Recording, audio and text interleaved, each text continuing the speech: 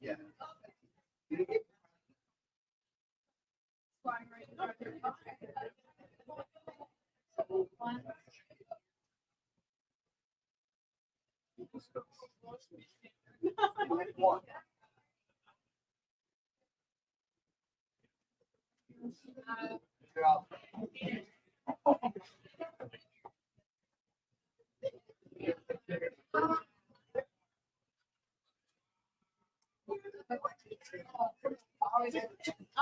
Come on, talk to me. That's the one.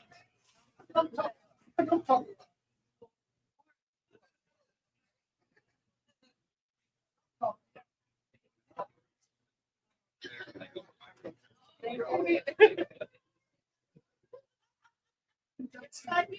I know you do. Yeah, I understand. I get it.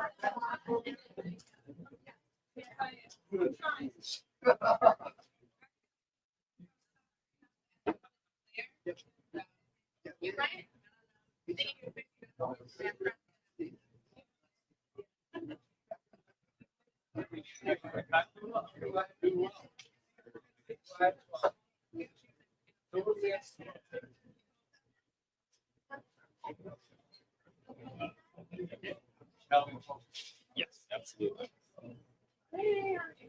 I don't know. Should I ask you what we asked?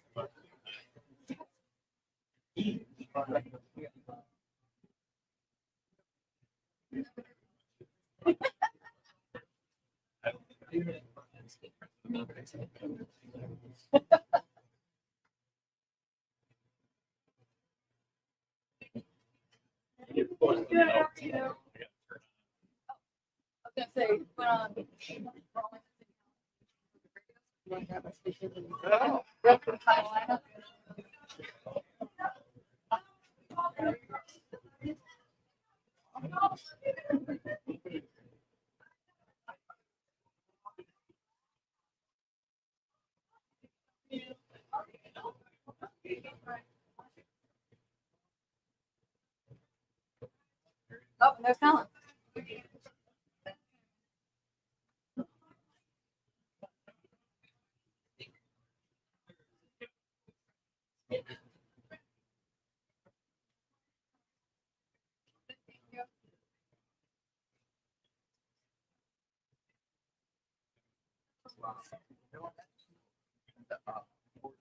Yeah. I plug it in. It powers my electric. And just We go to events. I don't necessarily have power, but also has like a jumper. So like one of my colleagues, where are you? one day when they start starting, his wife starts up and I like, oh, batteries, I got you. I got a box. Jumper box. It's cool. Yeah.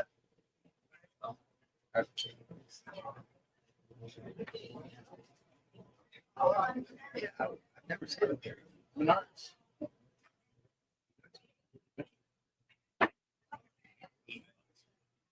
Okay, it's double.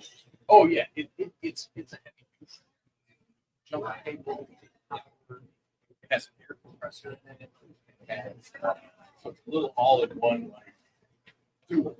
Is you plug it in the office before like the events. That's cool.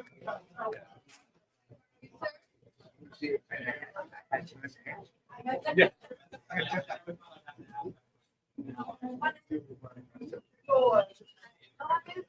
Yep. It comes in very handy. We should do an event at a building that's being redone. Plug it in. 2, 1. How you doing, buddy? All right. How you doing? Great. Yeah. The number.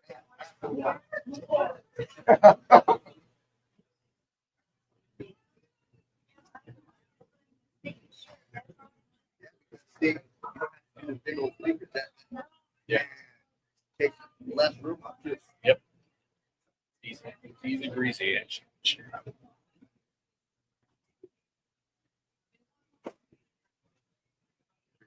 Ready to turn on. Good help, huh? I'll turn the mic down and leave them out. That's fun.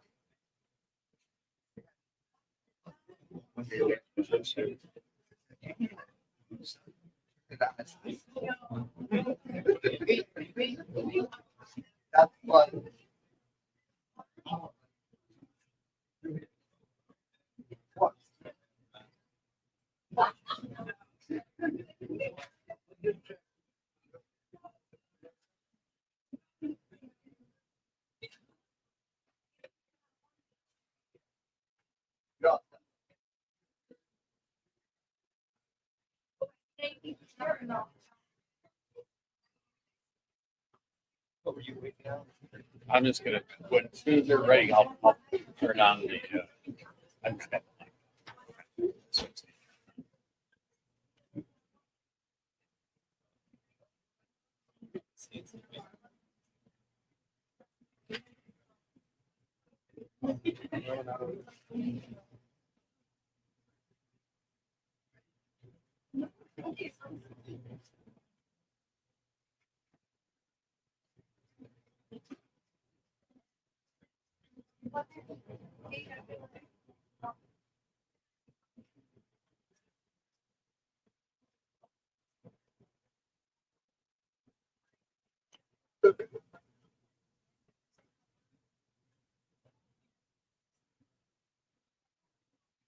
Move right along. I got you. 2 here, 1 here. Same up here.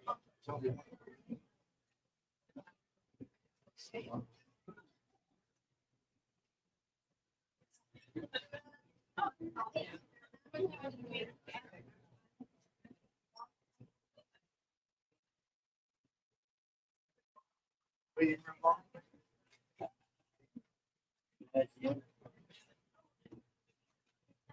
Actually, grab him or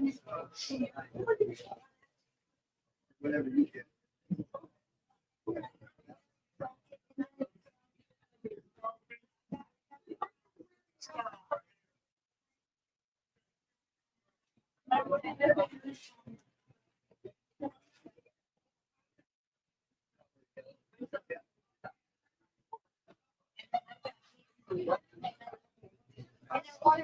Yeah.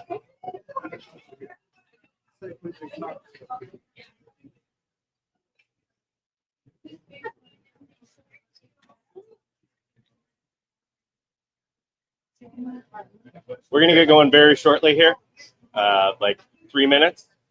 Looks like I have everyone here that I was expecting.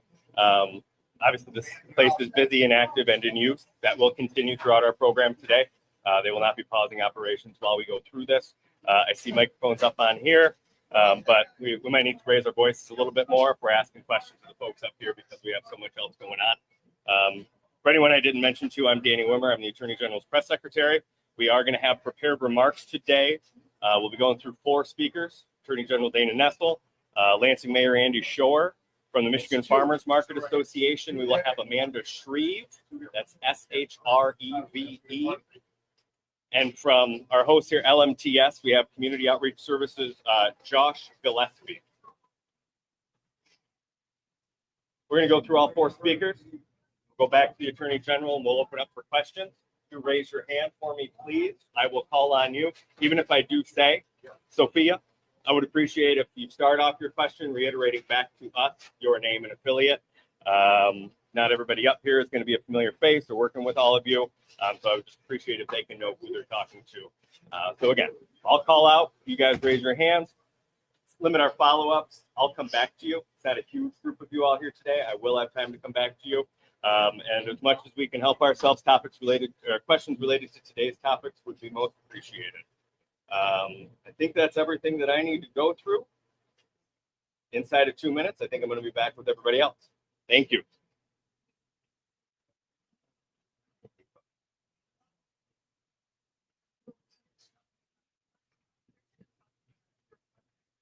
I think we're at a good spot.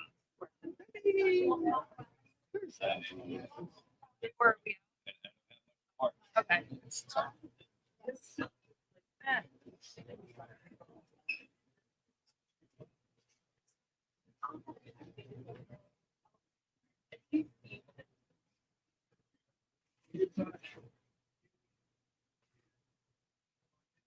puts out well. Yeah.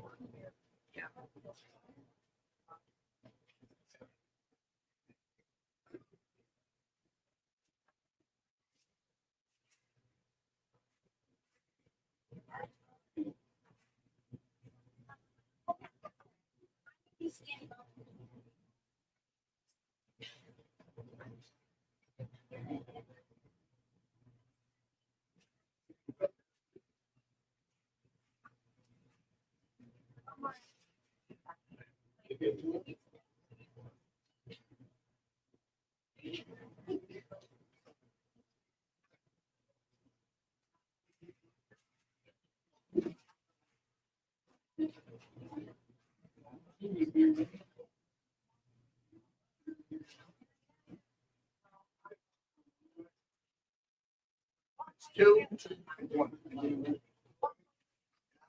Card over here.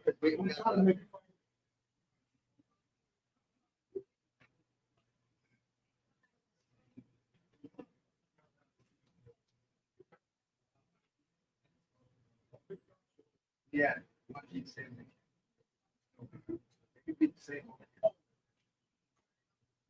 Hi, two here, one there. Two here.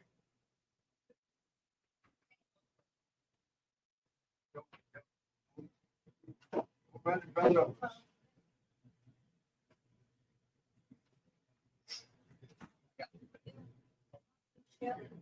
One.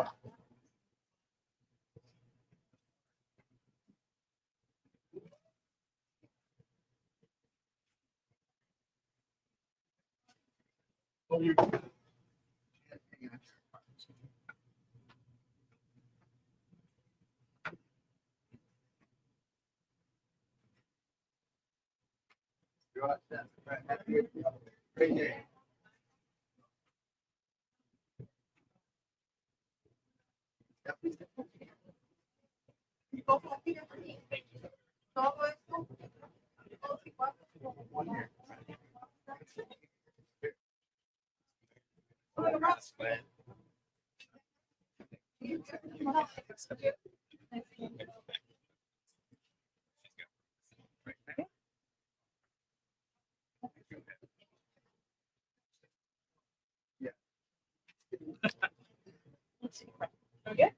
Okay, great. Thanks, everybody, for attending today. Here to announce that yesterday I joined attorneys general and governors from 25 states in requesting a temporary restraining order and filing a lawsuit against the United States Department of Agriculture and its Secretary, Brooke Rollins, for unlawfully suspending the Supplemental Nutrition Assistance Program, or SNAP program, for the duration of the federal government's shutdown. Now, I'm here today with Lansing Mayor Andy Schor, Amanda Shreve from the Michigan Farmers Market Association, and Josh Gillespie from LMTS Community Outreach Services, who help 5,000 to 8,000 people in the Lansing area each and every month through their food center, community food, holiday giveaways, and the mobile food pantries. Statistics show that 1 in 9 Americans are food insecure, and unfortunately, that's just as true here in our capital city. Now, as most of you likely know, SNAP benefits will not be paid effective November 1st, leaving 42 million Americans to wonder how they're going to put food on the table next week. Here at home, SNAP supports 1.4 million Michiganders every month. And our suit demands that the Trump administration utilize the contingency emergency funds that Congress has appropriated to ensure SNAP benefits are not interrupted. Now, right now, if you visit the USDA website, you'll be met with a shockingly political and hostile message claiming that, quote, the well has run dry, but that's a lie. The 2024 congressionally authorized appropriation bill, as well as the 2025 continuing resolution, collectively designates a reserve $6 billion to carry out program operations. And according to records from the Office of Management and Budget, as of October 2nd, it shows that these funds were still available. Additionally, as of October 8th, the USDA had $23 billion in appropriated funds under Section 32 of the Agricultural Adjustment Act of 1935, a farm subsidy program, with statutory authority to transfer these funds to other programs. And where Congress has clearly spoken to provide that SNAP benefits should continue even during a government shutdown, the USDA does not have the authority to say otherwise. Now, this pause in services will cause immediate harm to 13% of our state. And I'd like to tell you a little bit more about exactly who those people are. It's 492,225 children, 38,513 veterans.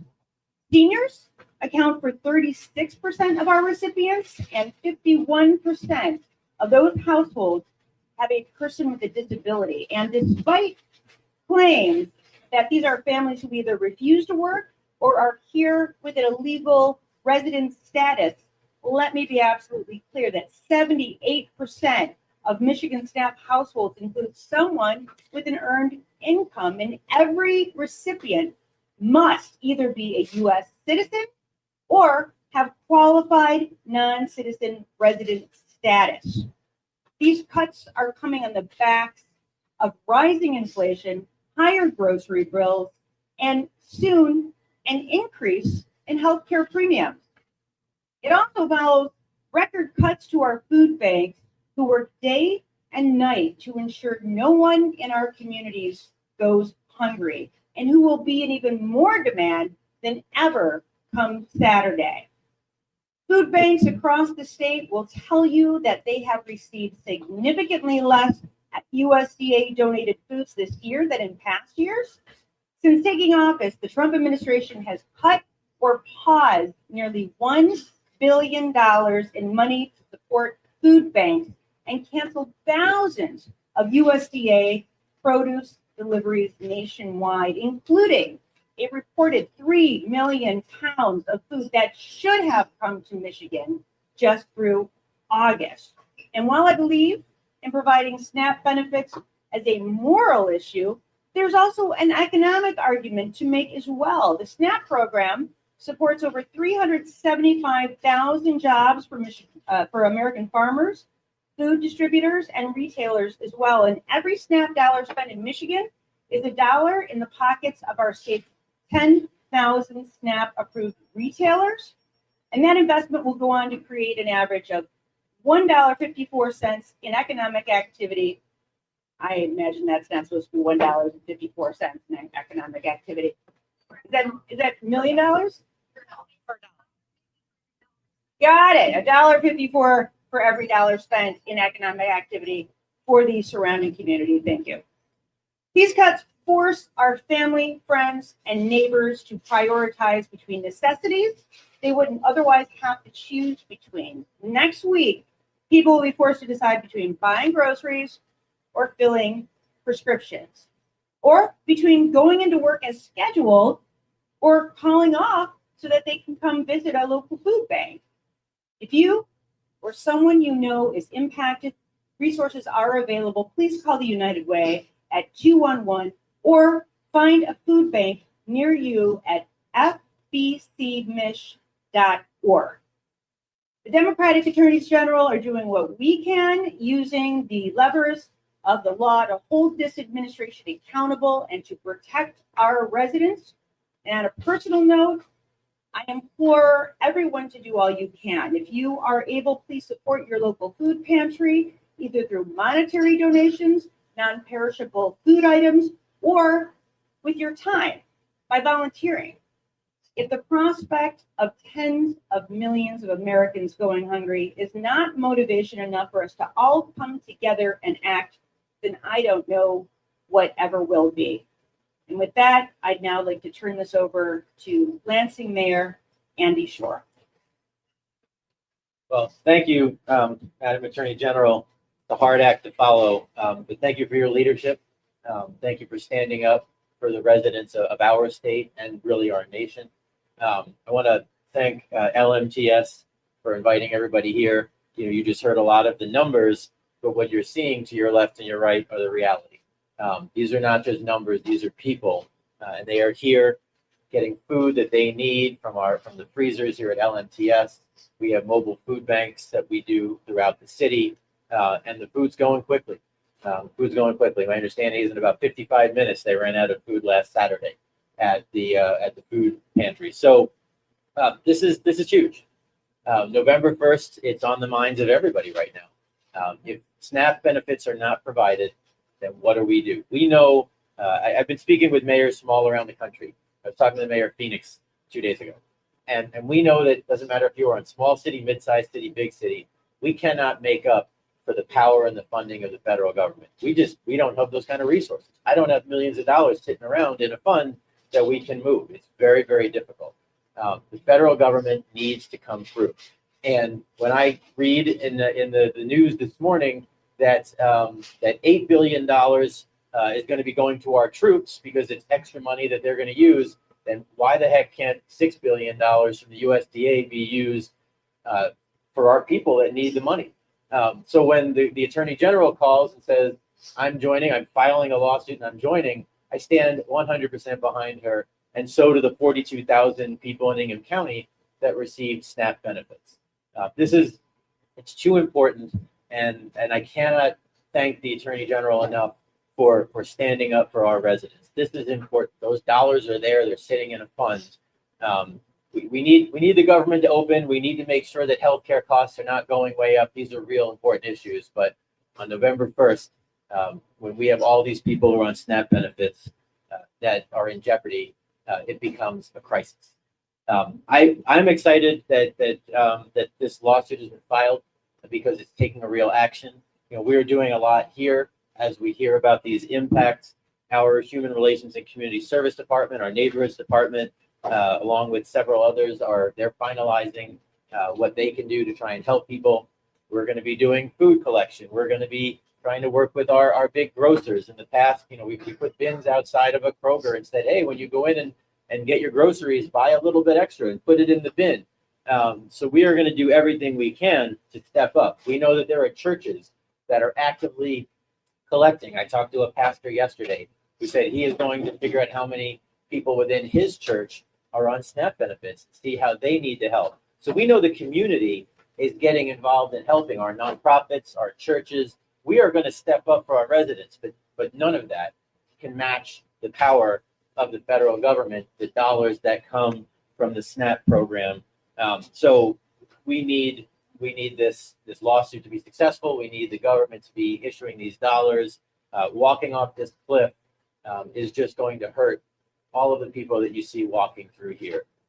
So again, thank you to the Attorney General and her fellow attorneys general for stepping in and stepping up on behalf of our residents. This is too important to not be doing everything that we can to try and help folks.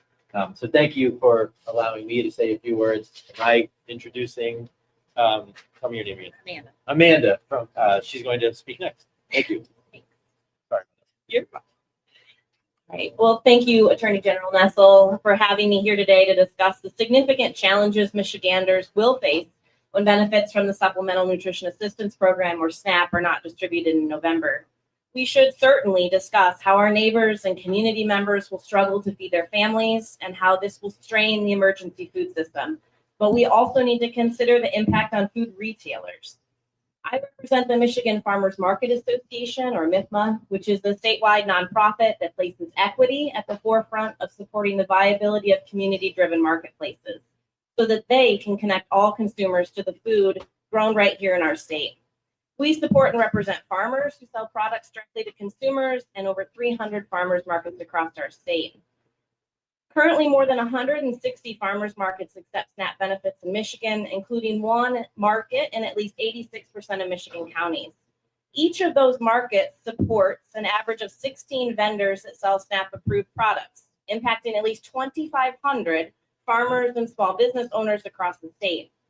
Because farmers markets are often located in areas where access to a full-service grocery store is limited, that means that markets are meeting an increased need for access to fresh, healthy produce, and doing so in a way that creates real economic impact for Michigan farmers and within local communities. In our state, where agriculture contributes nearly $105 billion annually to our state's economy, and where we produce more than 300 agricultural products commercially, SNAP meaningfully contributes to farmer and market viability. Perhaps no one exemplifies this more than the direct marketing farmer, the farmer who grows or produces food right here in Michigan and sells it directly to their neighbors and communities. For direct marketing farmers, accepting SNAP expands their customer base, increases their sales, and allows them to serve all members of their community. And this is not just a seasonal activity. We have more than 40 farmers markets in Michigan that operate either extended season or year-round. And they are critical markets for farmers with perishable products and value-added products who utilize season extension, infrastructure to grow produce beyond the typical production season, or store crops to extend their market season. When farmers and markets accept SNAP, they also have the opportunity to participate in Michigan's statewide nutrition incentive program called Double Up Food Bucks. More than 1,000 Michigan farmers benefit from this program annually, and since 2009, they have sold more than 30 million pounds of fresh fruits and vegetables to Michigan SNAP recipients. Sales from food assistance and nutrition incentive programs are extremely important to direct marketing farmers. In 2024, benefits utilized at Michigan farmers markets, SNAP benefits, totaled more than $1.5 million, and that earns shoppers an additional $860,000 in nutrition incentives to buy more fresh fruits and vegetables. So that's total buying power of $2.4 million in a single year. When farmers sell directly to consumers, the retail prices they get for their product allow them to retain a larger portion of the food dollar, thus amplifying those sales and contributing significantly to the viability of their operations and the livelihood of their own families. SNAP not only feeds Michigan residents, SNAP feeds our local economies, fuels our agricultural sector, supports our farmers, and protects farmland. I'd be happy to answer questions at the end, and thank you for allowing me to comment on behalf of MIFMA and farmers and markets across the state. Amanda, can you tell us your name, your full name, your position? My name is Amanda Shreve. I'm the Executive Director of the Michigan Farmers Market Association.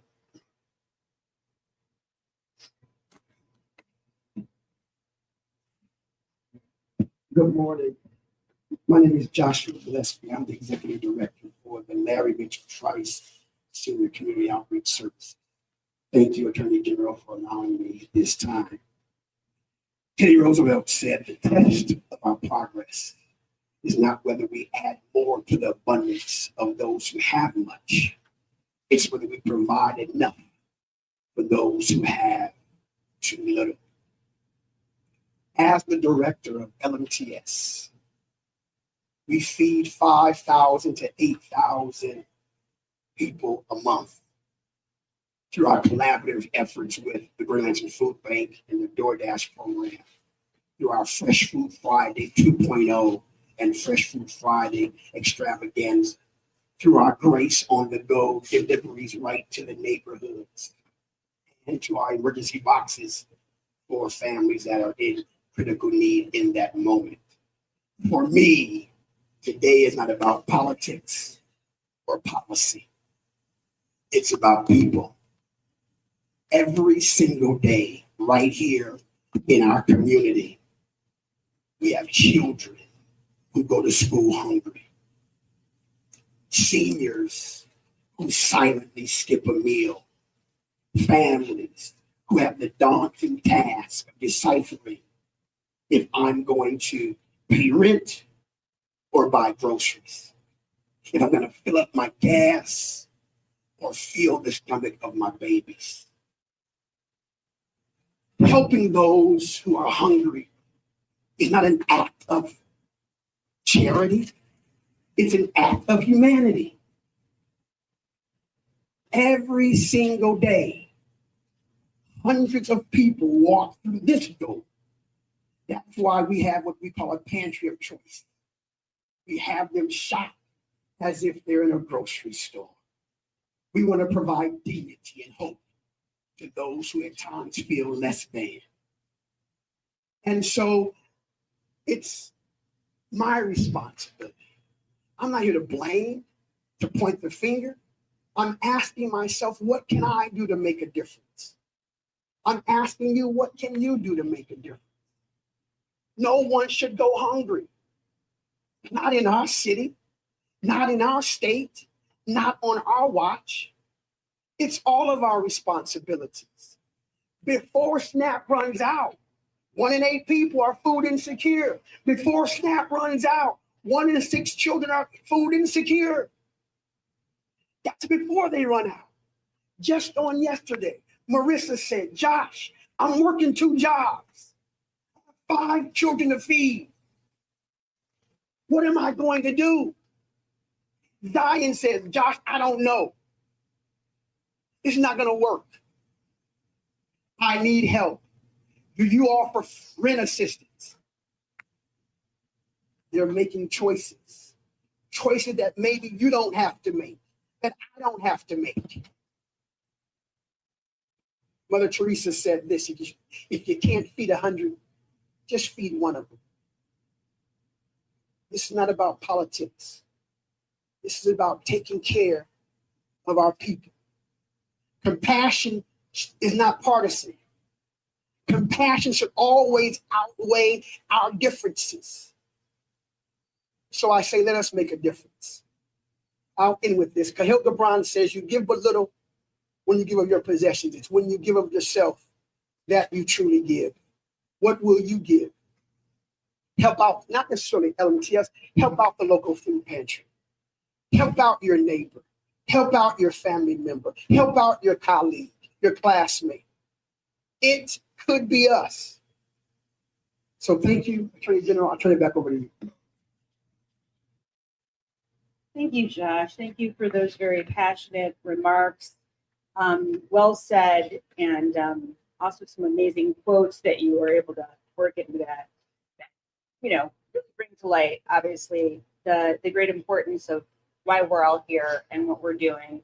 And thank you all for your great work. I appreciate it. I want to also introduce Neil Giovanetti from my office, who is heading up all of our federal actions, 37 cases to date.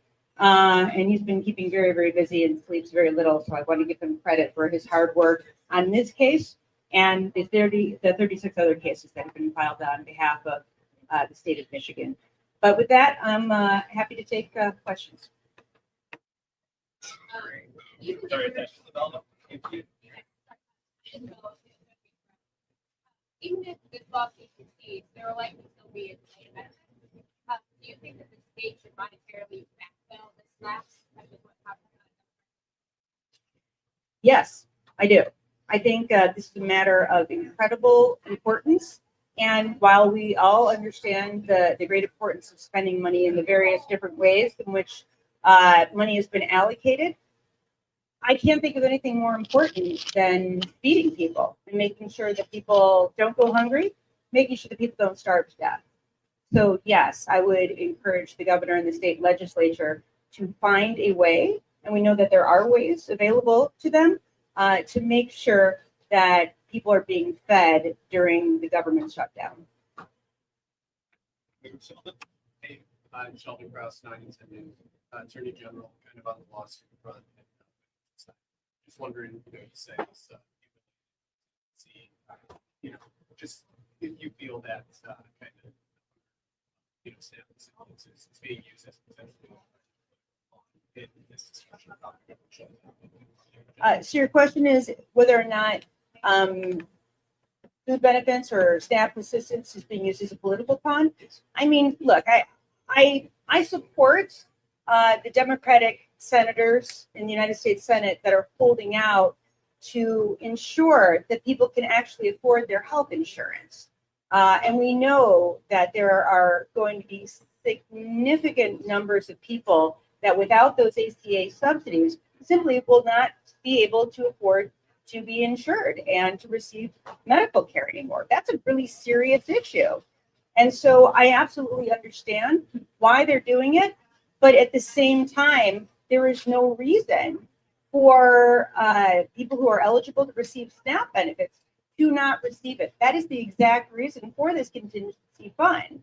And so I think that, the Trump administration is, playing with people's lives here and holding this money hostage intentionally when that does not have to happen. We have the money. If we have the money, we have $300 million to build a new ballroom at the White House.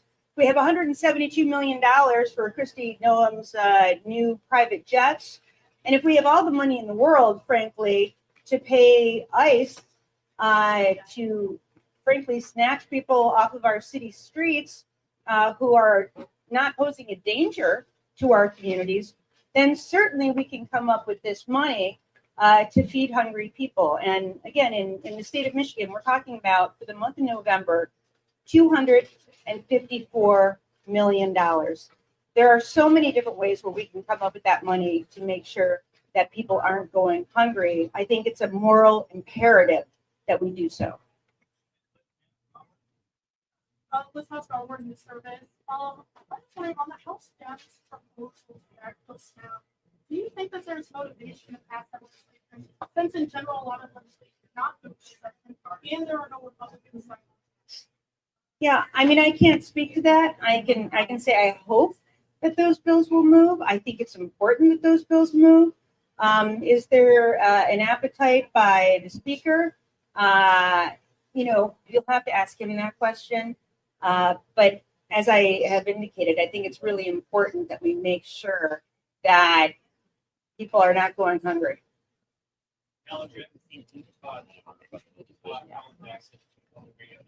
Wondering with the federal government not taking its posture,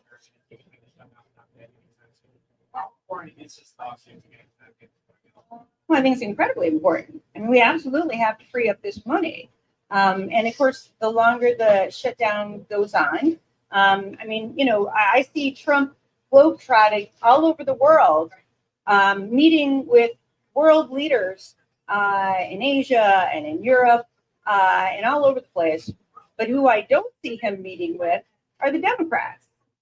And I don't know why they can't sit down get together, work out these incredibly important issues that the Democrats have highlighted, so that we can get this all worked out. I don't know that what he's doing in the foreign stage is more important than what's happening in the domestic front right now, and people going hungry in our own backyards.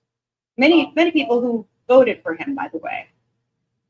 Hi, Bobby Michigan. Questions for you about, you mentioned before that this meeting people is about making the world good, and Josh mentioned this is about politics. Politics is more about meeting people and policy. On that, the government website, USDA website, where it says specifically that Democrats have refused to vote on this, and saying the well has run up. And you mentioned before that talking about how it being a little bit of a political piece. Do you think that it causes a little bit more division putting that out there on an official government website? Look at and see every single day. Absolutely, I do. And what I've seen is a concerning trend that, frankly, in many instances, is a flagrant violation of the Hatch Act, where we see government resources. We most recently saw this in airports all around the country, where you have, Secretary Noam, who is, or the Director Noam, Secretary Noam, thank you, who is blaming the Democrats for issues at the airports. We see it all the time. We've seen it since you had Elon Musk hawking, Tesla vehicles at the White House. It's not appropriate to use tax dollars for political messaging in this manner that is so flagrant.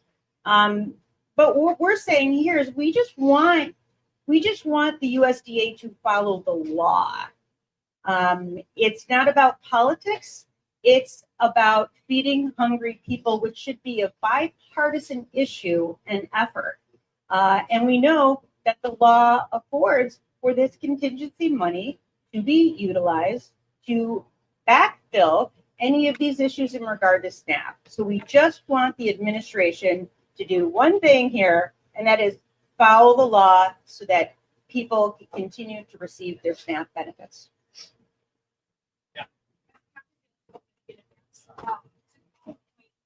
Shutdown seems to have been an insight. These contingency funds are limited.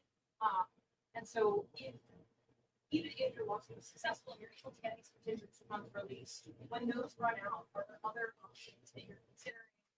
Future plans that this extended to December or January? Well, we want to deal with first things first, right? And that's this specific bucket of money that we know is sitting there and we know should probably be used for this purpose.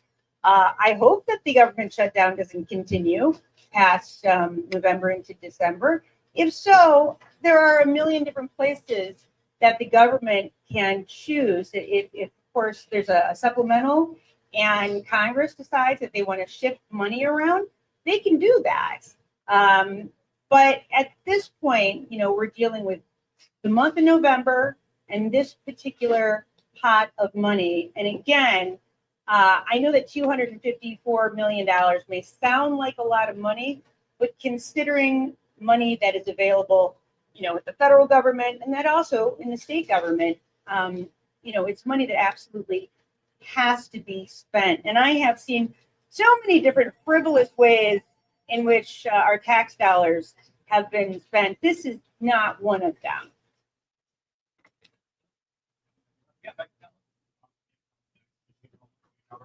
You probably should see this local context of this moment in the last government shutdown, and it's like this is an issue. I'm so sorry. Can you just raise your voice a little bit? Context for this moment and how this has been handled in past. Yeah, I don't have the answer to that question. Does anybody know how this has been handled in the past? I don't think we've ever gone this far. I want to say the longest shutdown is something like 28 days. Second longest shutdown. The last time there was, sorry, our understanding is the second longest federal government shutdown, at least in recent memory. And in the past times, there was enough funding available, and the USDA was agreeing to move money around to make SNAP benefits continue to be available. And up until earlier this year, it was very clear from SNAP that USDA's own policy, that they would take these actions to move money around to make sure SNAP benefits could continue. This is just a very recent change that the federal government has made a decision to stop federal SNAP benefits, even though the contingency funds are available.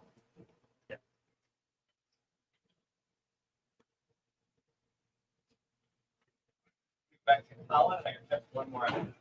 This one that's follow. I'm wondering if you know how we expect the courts to move on this. There is a hearing tomorrow. At what time? 10 or 11. Yeah, so there's going to be a hearing tomorrow. This was filed in a district court in Massachusetts. So far, the Department of Justice, I believe, has not filed a response to this at all.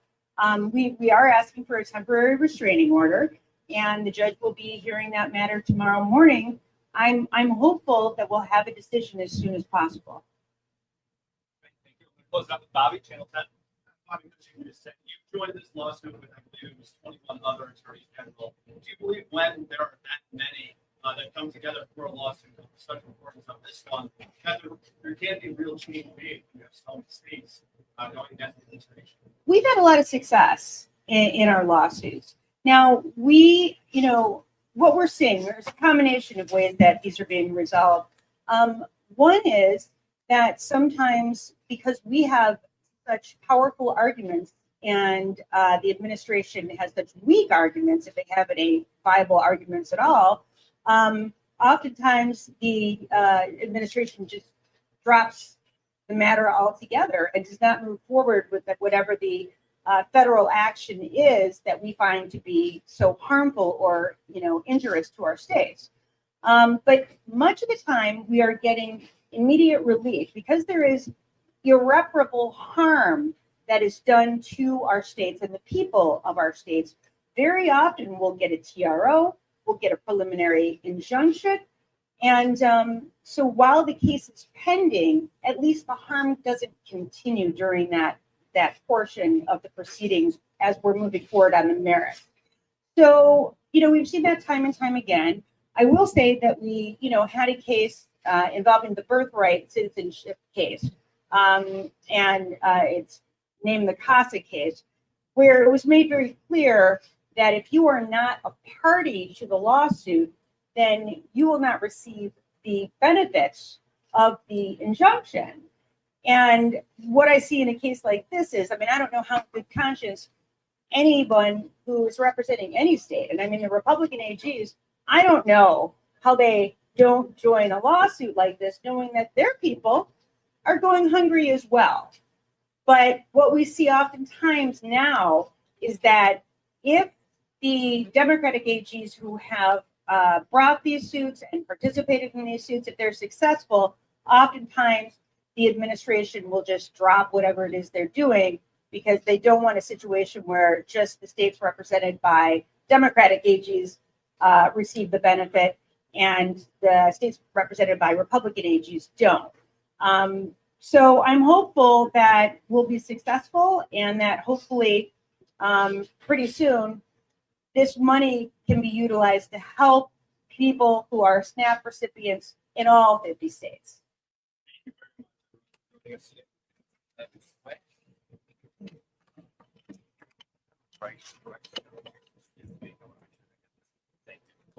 Thanks, everyone.